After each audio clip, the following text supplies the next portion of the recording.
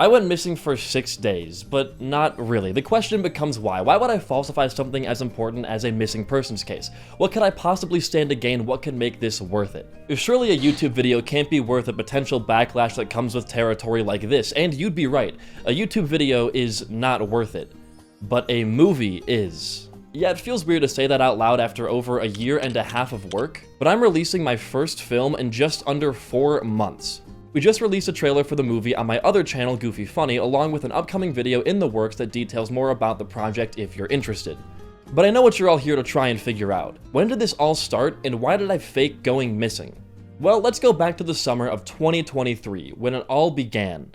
Well, more like the summer of 2002 when I was born in a little town known as Elkhorn, Wisconsin. In the 90s, Elkhorn was subject to national headlines thanks to a multitude of sightings of a giant animalistic creature that was terrorizing the residents of the town. The creature was dubbed the Beast of Bray Road, thanks to its initial sightings being on a road called Bray Road.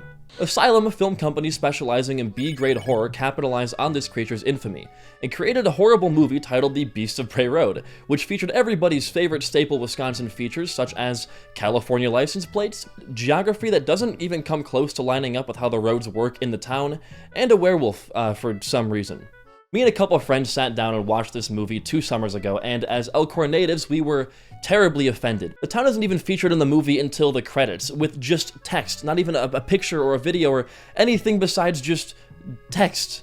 We knew we had to take matters into our own hands, so to speak, and take our own shot at tackling the Beast of Bray Road. And that's when film production started. I'm not going to spoil too much of the movie or the process behind it, that would be a terrible idea, but we knew the exact vibe we needed to hit with this project. It needed to be homegrown, amateur, and really, really dumb. After all, the rumors of the Beast of Bray Road began with some high schoolers being paranoid and a little dumb. And that's where it needed to stay, in a grounded story that doesn't take itself too seriously. This movie is Elkhorn through and through, and it needed to stay that way. Every scene we shot was taken in the Elkhorn area. Every person involved besides 2 were born or are from the Elkhorn area.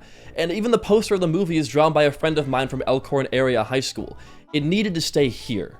Above anything else, it is a love letter to the town that we all grew up in, and its infamous time in the national spotlight. That brings us to the big question of the video. What warranted me and the cast of the movie faking us going missing for about a week? Well, in the movie, we wear our influences on our sleeves. The character relationships and found footage angle are heavily inspired by Matt Johnson's early work, like The Dirties and Operation Avalanche. I got a lot of ideas for the editing style through the VHS series of films, and of course, there's the obvious homage to the Blair Witch Project, which single-handedly pioneered this strange genre of reality-bending horror.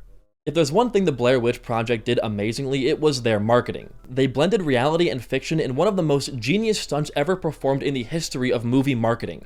They sowed this sort of uncertainty into the public on whether or not the contents of the film were real or fake. What kind of project was this? Was it a film, a real documentary, and possibly the most polarizing question, were these people really missing and or dead? The creators of this film relied on manufactured word of mouth to get the story spreading about 3 mysterious student filmmakers who went missing during the making of this documentary.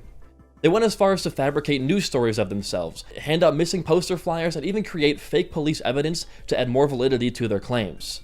This was probably the most genius thing a group of young, broke filmmakers could have done. The budget must have been next to nothing, and as now a young, broke filmmaker myself, they were entirely right. Oh, I spit up a popcorn kernel when I was saying that. Lovely. Now that's scary. Now, the key difference between 2025 and the late 90s is that nothing is really spread by word of mouth anymore, and we had the infinitely more powerful tool of the internet. To keep the movie in-house as we wanted it, we spent a lot of time marketing in Elkhorn. We handed out our own missing persons flyers, which you might have seen floating around Twitter, and even left fake pieces of evidence around the locations we shot at to keep the story in the public conversation. All of this went swimmingly, and as somebody who lived in that town for 18 years of my life, I can assure you this was the most interesting thing to happen to Elkhorn in a long while, but we still had more work to do. Knowing I had an online community and to a degree some level of name recognition, I couldn't just go missing in real life, I had to go missing online as well. After removing all of my social media apps from my phone so as to not be tempted, my dad and I, shout out to Kenneth, created a new Twitter page to post updates on what was happening with the search.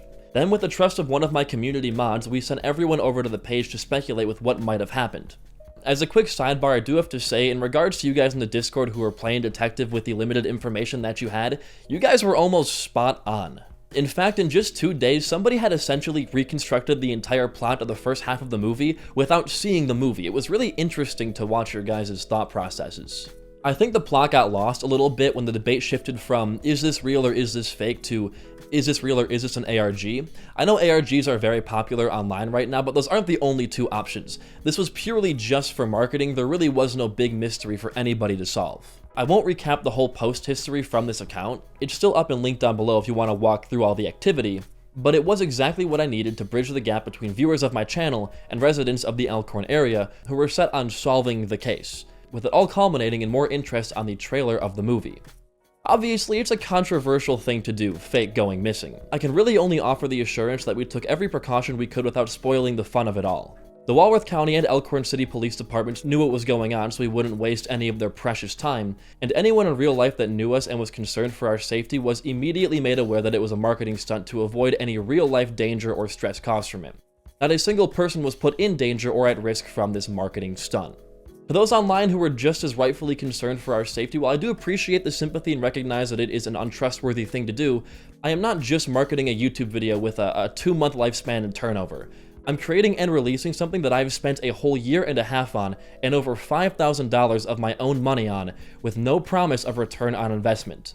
The marketing of this film is just as important to the story and artistry of it all as the film itself. It's low budget, it's raw, it's goofy, and just as the Blair Witch folks set out to do with theirs, we wanted to create a story that blends together our creation and the real-life town of Elkhorn, making it something that can be talked about even if the movie sucks balls. With that being said, every piece of marketing and every post on that account is canon to the movie's plot, and will continue to be so until the movie's release on March 27th, 2025. So if you're invested in the project, it would be a good account to follow. This will be the main focus of my work until the movie has been fully out and ran through its marketing cycle, so uploads on this channel will become a bit more infrequent, but I hope the rest of you are just as excited about this as I am. It's been a labor of love, and I've never had more fun creating anything than I have with this. Again, the trailer is now out on my other channel, Goofy Funny, and there will be a link to that down below, as well as an upcoming video on that channel detailing more about the movie and how you can support me and this venture if you're interested. I hope a majority of you follow this film up until its release, but if you don't care and you just want to see funny LEGO gameplay, a new regular BD1P video comes out next week. But until then, I will see you guys later, whenever that may be.